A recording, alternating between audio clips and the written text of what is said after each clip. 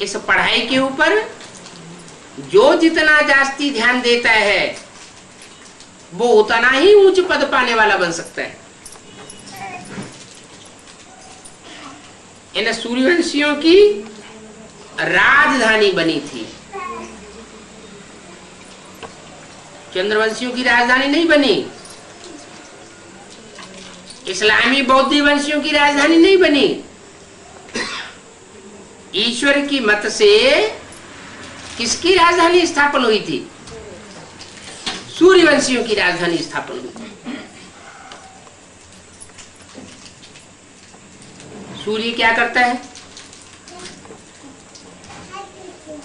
स्वयं जलता है और संसार को रोशनी देता है।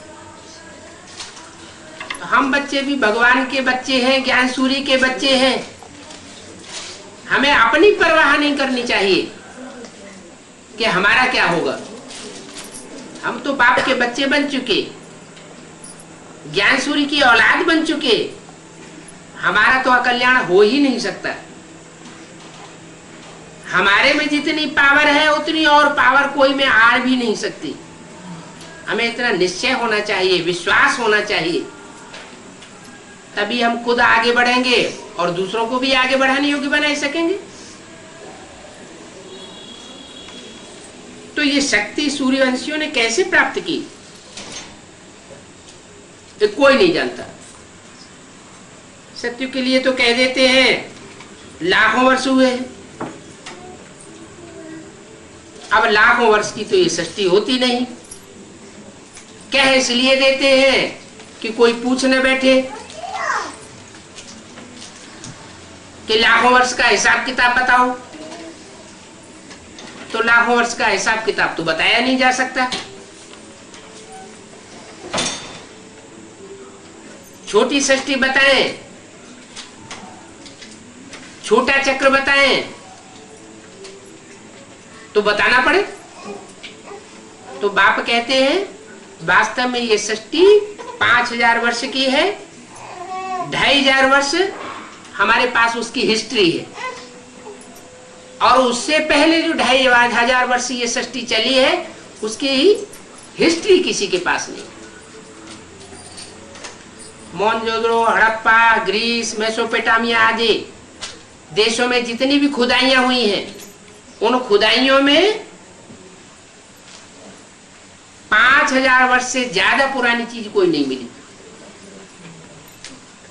उससे साबित होता है कि सृष्टि 5000 साल पुरानी है। महाभारत युद्ध भी 5000 साल पहले हुआ था। जो महाभारत युद्ध के आसार थे वो आसार अभी भी है। उस समय भी कहते हैं यादवों के पेट में से मूसल निकले थे, जिन मूसलों से उन्होंने सारी सृष्टि का संहार कर दिया।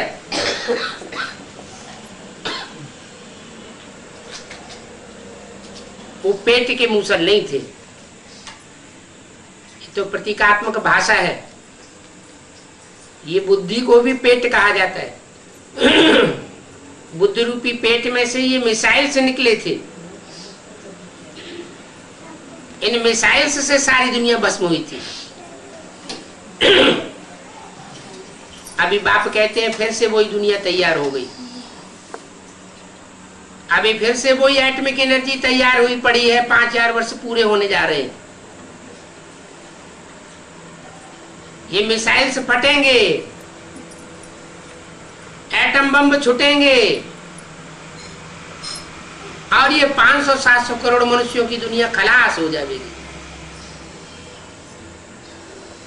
जो राजयोगी बचेंगे वो ध्यान में इतने तल्लीन रहेंगे कि उनकी श्वास प्रश्वास की प्रक्रिया बहुत धीमी हो जाएगी।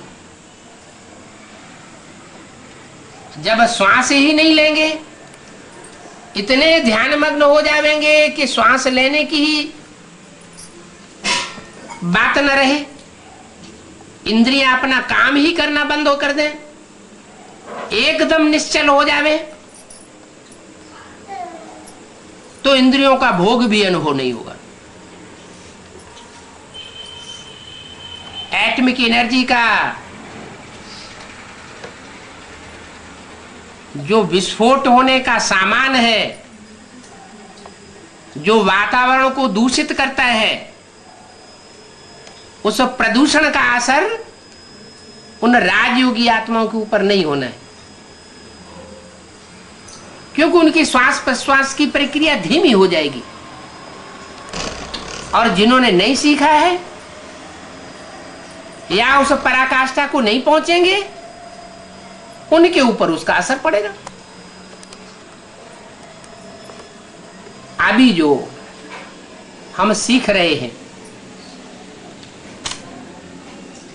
वो तो बहुत छोटी प्रक्रिया है।